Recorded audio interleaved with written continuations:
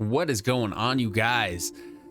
So it seems to me what I've been noticing is you guys are liking this TrixyBlox, content I've been doing, and we've been watching TrixyBlox stuff together. So today I'm gonna go back a little bit, and we're gonna watch something together where TrixyBlox, he transforms a stronghold, Minecraft stronghold, into like an evil underground fortress. So I haven't seen it yet, but I've seen pictures and it looks, of course, amazing. So I can't wait to watch it with you guys, and we're gonna get to it. I'm on a quest to transform the entirety of Minecraft. Oh, look at that. That's what he's gonna make right there. So far, we've transformed the Desert Temple and the Jungle Temple. And this time, we gotta we're gonna watch tackle those. one of Minecraft's oldest naturally generated structures, which has been in the game for 9 years now. You probably guessed it from the title. Today, I'll be giving Minecraft Stronghold a major update. Oh yeah, I just want to say real quick, guys, I didn't even realize. Let's see. So the strongholds have been in the game for 9 years. So it is 2022. So that's 2012, 2013. So man, they were almost, the game was made in 2011, I believe, right? That was when, at least that's when we first got to start playing it. So, so only 2 years into it. So the strongholds have been around, huh? I didn't even realize that. So anyway, here we go. A bit of trivia for you. Of course, to start things off, yep, you guessed it, we're here in World Painter, creating a seriously epic looking cave. For this cave, I'm going to go through the same kind of process I used when making my underground kingdom cave, although this time around I make a large crater in the ceiling of the cave, opening things up a little bit more to the overground. I love watching this. I think I'd be a professional in this program by now, considering I have to use it for virtually every video. Yeah, but really.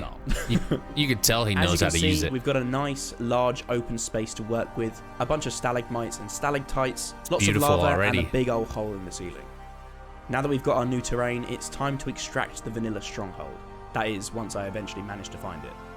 After placing down this absolute maze of a stronghold, I had to somehow figure out how on earth I was going to approach this transformation. I mean, just look at it. So wait, I just wanted to say this real quick. I've never seen a stronghold like taken out of its place like this, So it's kind of interesting seeing a stronghold in this state. I don't know if you guys have seen that before, but it doesn't look as impressive to me as when I'm actually in one and in trying to find my way through it. So, kind of crazy, huh? Anyway, here we go. Enough of me yapping away. Let's do this. Okay, so I figured the best plan of action would be to separate the stronghold into 3 parts and rearrange those sections around the main plinth we've got in the center of our cave. This way, the stronghold can surround the main centerpiece of the build, but we'll get into that a little bit later on. Now, I've deliberately left each of these stronghold segments on different levels so that it sits staggered on the side of the cliff face. I then build up a few smaller raised sections of land towards the main cave wall. I figured the lava meeting with the stone at the bottom of the cave was too abrupt, so I mixed in some magma-esque blocks to blend the two opposing materials. Cool. Before we get any further though, we need a grand entrance for our stronghold upgrade. So yeah, I make a cave entrance with a gradual sloping pathway towards the raised landscape near the edge of the lava. It's time to connect these plinths with one massive bridge. This guy I use an is assortment so of grey, generally dark amazing materials at building, for my huh? colour palette for this bridge and the rest of the build, primarily to match the original stone brick of the stronghold. I also wanted to provide the build with a little pop of colour, so I accent the monotone greys with green and lime concrete and glass to tie in with the whole end portal theme. I love that that black what's it called? That black brick, basically. I just can't remember right now what it's called in Minecraft, man. But that is one of my favorite building blocks. That, and then I like to use like a white, quartz usually, or calcite's another one. But yeah. So I'm stoked he's using that black brick, and I can't think of what it's called. But anyway, here we go. Let's keep going. Oh, by the way. I kind of interrupted him, but I was just gonna say, this guy always amazes me. I know there's a lot of good builders in Minecraft out there, but this guy just amazing. All right, here we go. as that's basically the entire purpose of a stronghold. To finish off our bridge, I add fire plinths lining the edges and including large blackstone spikes protruding from the landscape to add to the evil, menacing vibe we've got going on. Man. Either side of the main island sit 2 stalagmites protruding from the lava lake. So I decided to build watchtowers with large fire pits and embed them into the rock. Then, building out on a diagonal to connect it into the stronghold, I create a bridge I like that green too it uses. Currently, these bridges just connect into the rock face, but later on I'll adapt them and connect them onto our updated stronghold. On that note, it's time to start upgrading the stronghold, starting with the entrance. Now this connects directly onto the end of the main bridge, so I converted this first cluster of buildings into a gatehouse, sandwiched between 2 watchtowers. At first, I wasn't really sure how to approach transforming the stronghold, simply because it's mostly a jumbled mess of stone brick cubes. It is, but really. In the end, I decided to create walled foundations and then transform the square clusters into gothic, fantasy-style buildings. Oh, cool, This man. way, it matches the dungeon/evil lair vibe, while staying somewhat true to the original stronghold foundations. Again, I chose to match the same grey tone colour palette and accent it with a green roof and windows. This colour scheme is often used in evil fantasy style kingdoms and castles, and really provides a mystical element to the build. That looks good. With the first section of the stronghold complete, I add a gatehouse to either side of the rock face and connect it to the second stronghold segment with a small bridge. I continue the wall foundations around and into the raised cliff, convert a segment into a building with another peaked roof, and do the same with one of the smaller sections. It's definitely like a gothic style, building to sit up against the foundations. I mostly stick to buildings on a normal axis for this build to match the stronghold design, but occasionally add in a few diagonal buildings to break this up a little bit.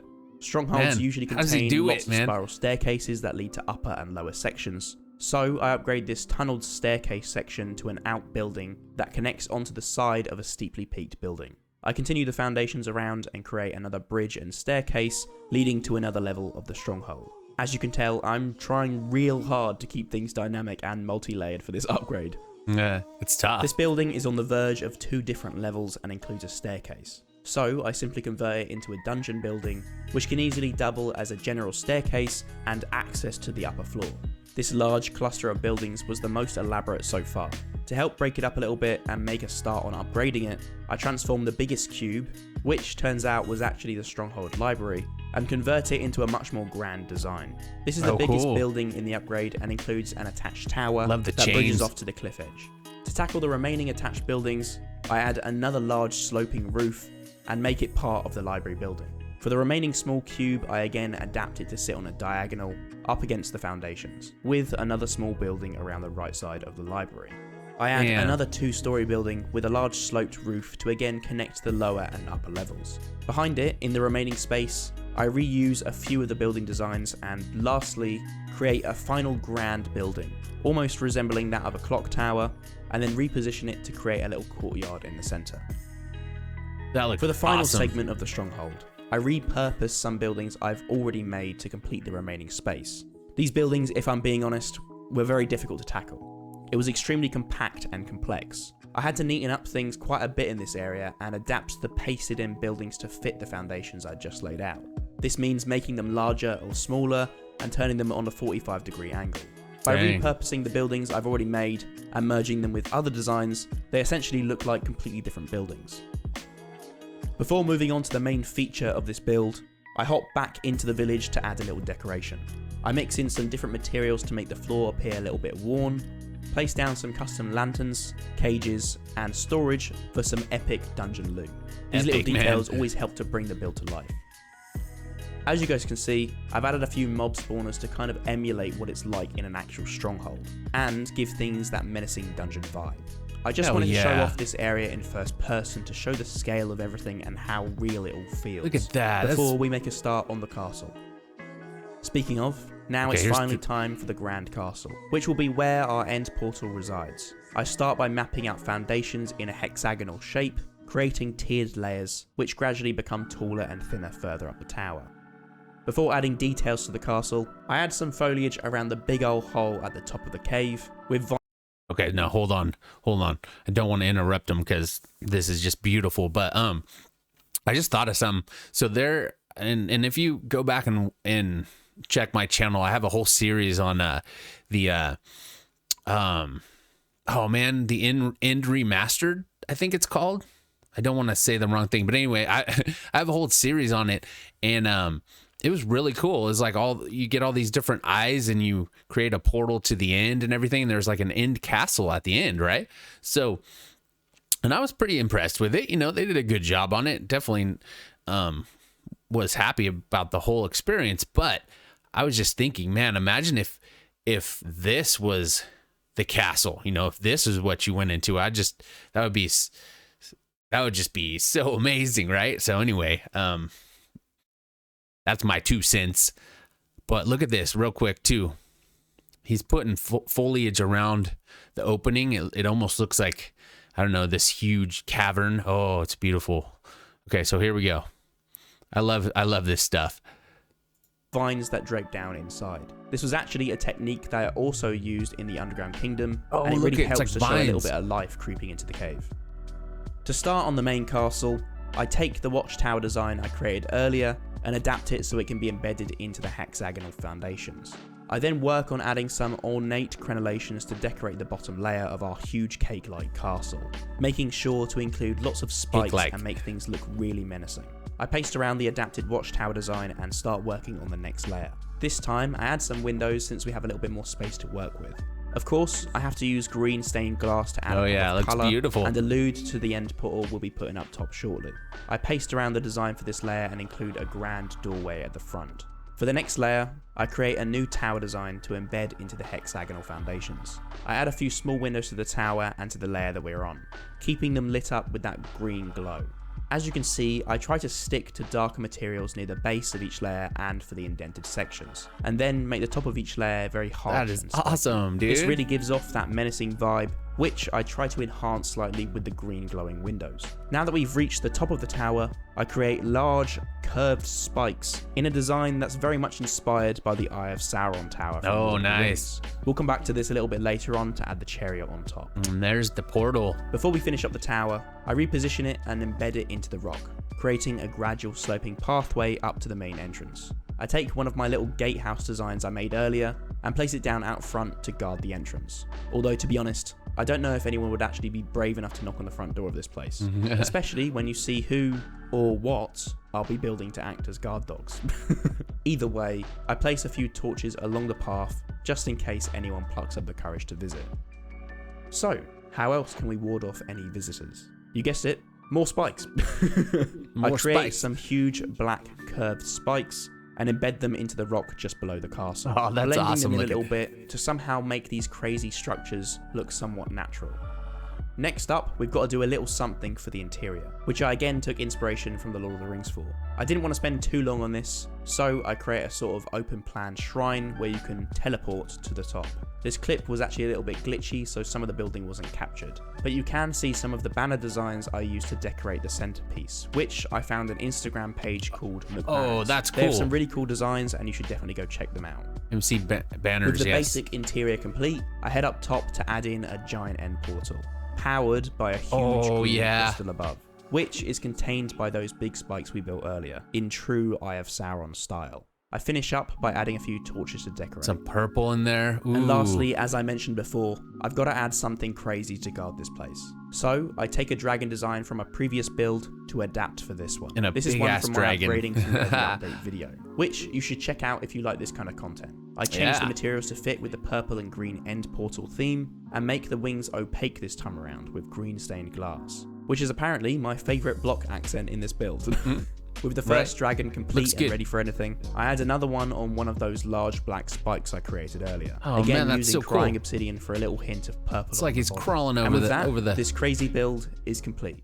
Oh man, that was beautiful. Dude, the cinematic, dude. Now that's a stronghold, right? Look at that. Okay. I gotta go there.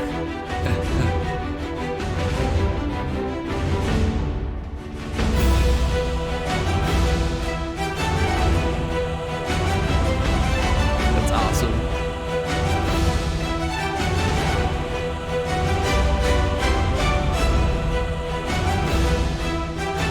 is a huge portal too.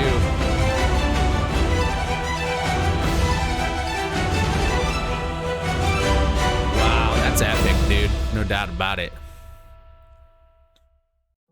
All right, we're gonna stop right there. So I just want to say, man, thanks to TrixyBlox for all of this amazing stuff he does, you know, and I love watching this stuff with you guys. I'm glad you're enjoying this because I really do too. Man, I just can't believe that was really good. I want to go back maybe now and watch some of the other stuff he's done, you know, like the Jungle Temple. I think he's done in a desert temple too. So yeah, anyway guys, this has been a lot of fun. Let me know what you think of all this in the comments, and like and subscribe. Love to have you, you know, on my channel, one of my fans with me doing all this amazing stuff together. So yeah, have a good afternoon, good evening, and good night, and we'll see you on the next one. Peace.